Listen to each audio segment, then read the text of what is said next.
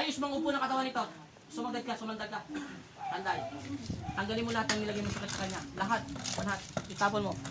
Bilisan mo. Dalawang kamay mo ang gamitin. Simula ulo. Ay, nako. Kayo mga sinungaling pa kayo minsan eh. Nahuli na nga kayo, nagsisinungaling pa kayo. Sige, tanggalin mo. Ubusin mo. Kailan gagaling yan? Kailan gagaling? Kailan gagaling? Uulitin ko kailan gagaling. Papatayin kita pag hindi ka nagsalita. Kailan ka to gagaling? Kailan gagaling? Tingnan mo ha, mild lang yung ginawa ko sa'yo. Ayaw mo magsalita, sinungaling ka. Sa pangalan ng Espiritu Santo, sa ngalan ng Ama, ng Anak at Espiritu Santo, binabasbasan kita sa pangalan ni Jesus Nazareno. Ito, mapanglingla ka kung sino ka man. Sa ngalan ng Ama, ng Anak at Espiritu Santo.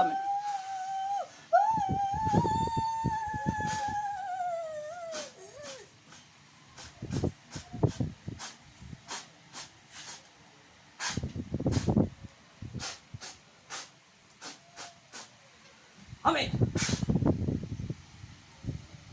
Sa ngalan ng Ama, ng Anak at Espiritu Santo, gumising ka. Gising. Umuwi na patayin. Ayos tayo. Ano pangalan niya? Melinda. Tayo. Baba ang paa. Nasaan ka ang diwa mo at espiritu mo? May nakikita kaliwanag? Hindi. Ano? Lakasan mo. Maliwanag na ano? Paliwanag mo. Flashlight. Ventilador. Ay ano? Ilaw na parang ano? Ilaw. Sino nakita mo? Wala ka nakikita ng tao? Sino? Sino kasama mo?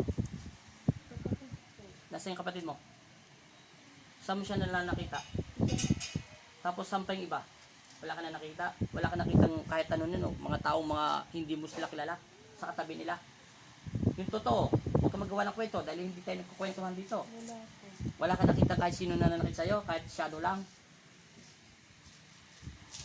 Magantay ka doon. Malapit sa inyo. Kung sino magkasakit, bahala sila sa buhay na, matigas ulo. Tinatanong ko anong pangalan mo, ba't hindi mo masabi pangalan mo? Alam mo yung sinasabi mo? Hindi.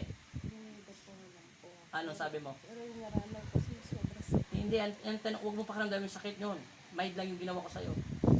Anong nararamdaman mo? Hindi, ang ibig ko sabihin, yung nararamdaman mo na masabi mo may nakikita kang liwanag. Ano? Ba't sinasabi mo kilala mo si Jesus? Paulit-ulit ko tinatanong. Ngayon tinanong ko ng pangalan mo, ba't hindi mo masagot ang pangalan mo? Sobrang sakit po eh. Hindi yun. Kasi alam mo bakit? May kumukontrol sa spiritual mo. Tanda mo sinabi ko sa'yo. Yung kanina palang tinesting ko yung cross, biglang uminit siya ng malakas. Isipin mo yun. Sino bang kukontrol sa isip mo? May sarili kang isipan.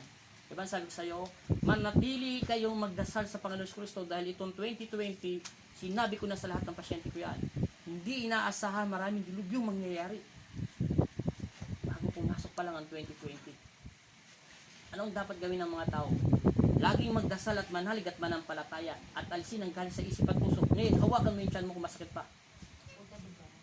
Tusukin mo, hampasin mo malakas. Bakit ka natatakot? Masakit pa.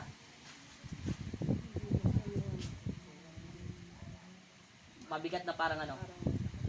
May nakabara? Mamaya yun, mawala. Sa puso mo, hindi ko.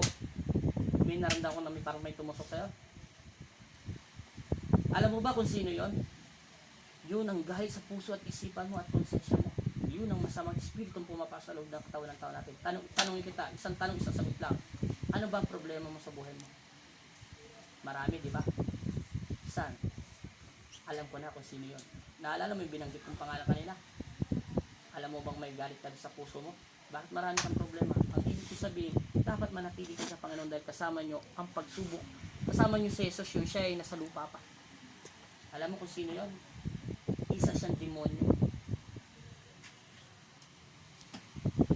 Huwag ka mag-alala. Yung ginawa sa'yo ng Diyos, yun ay pagmamahal niya. Para manatili ka. Ngayon, hawakan mo ulit yung tiyan mo. Sige, utusin mo. Masakit pa. Nawala na. Huwag ka mag-alala. Walang lapis yan. Mamaya mawawala yan.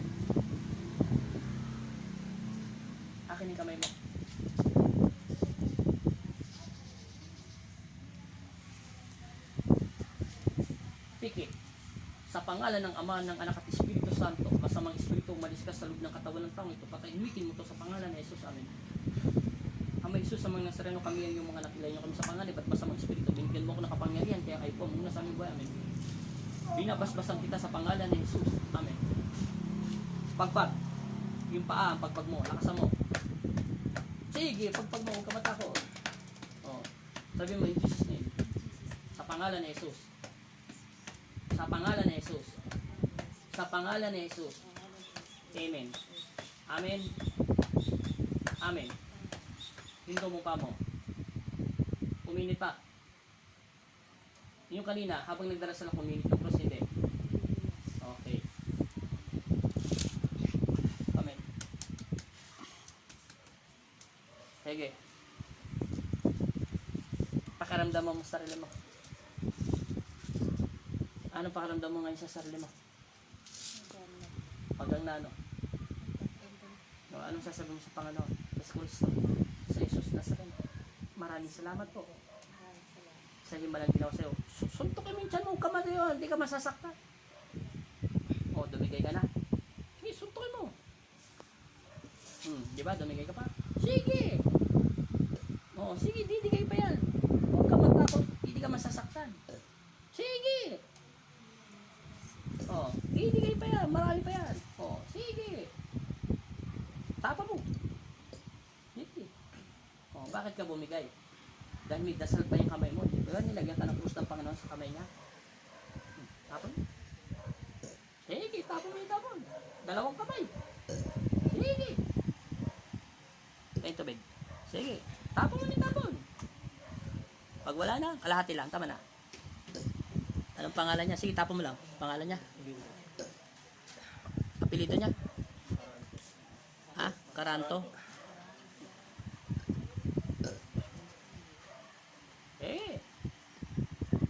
Diba sabi ng doktor, acid daw sakit mo. Yan ay sakit ng demonyo. Pege. Sabi mo, sa pangalan ni Jesus, umalis ka na sa aking katawan, sa tiyan. Amen. Gamitin mo ang dalawang kamay mo. Tapon mo.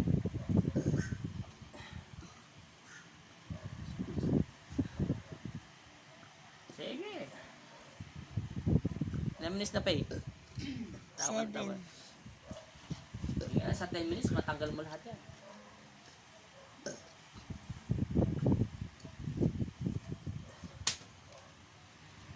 Saan ang kamay mo?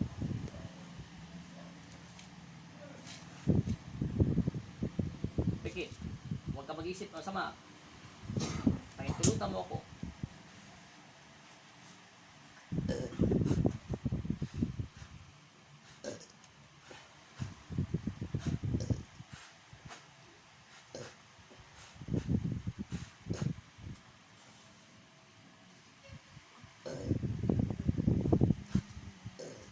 Pagpag. Pagpag. Tayo. Talo. Tayo. Talon. Jesus name. Lakas mo. Okay, tama na. Okay na. Oh, inom. Wala na. Oh, pakaramdam mo ulit sarili mo. Ilan ang minutes pay? 8. Teka lang. Anong sasabi mo sa Panginoon? Salamat. Anong pakaramdam mo? Tumalong ka. Huwag ka matakot. Oh, masakit pa? Tuktukin mo ng tuktukin. Hanggang may dasal yung paa mo, pati kamay mo. Pag nawala init yan, automatic wala nang bisa yan. Akala nila, yung init yun, masakit. Yun ay pag-ibig ng Diyos, yung korona ng Panginoon yun sa ulo niya. Inaako niya ang kasalanan natin. Pawis sa tira. Okay na? Masakit pa siya, no? Wala na. Okay na daw, Pay. Magaling na daw siya, Pay. Stop mo na.